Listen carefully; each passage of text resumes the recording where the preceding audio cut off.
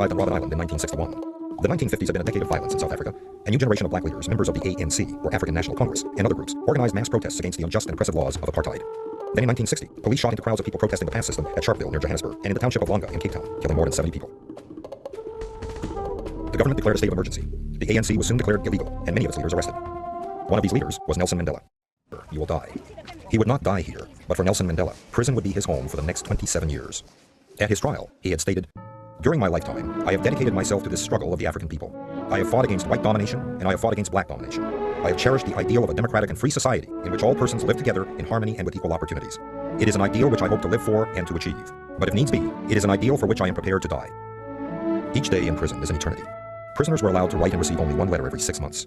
They could receive only one visitor every 6 months, for 30 minutes. Sometimes, as punishment, these privileges were revoked.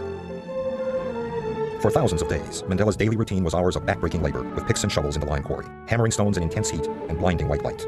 But somehow, through all of this, he remained true to his vision and his humanity. He wrote, "There were many dark moments when my faith in humanity was sorely tested, but I would not and could not give myself up to despair. That way lay defeat and death."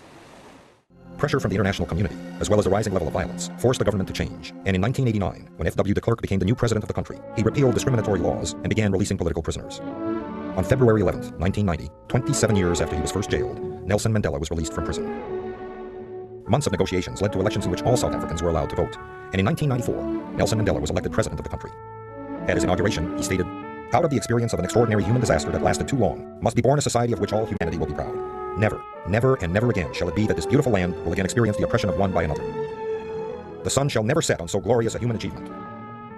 Let freedom reign. God bless Africa."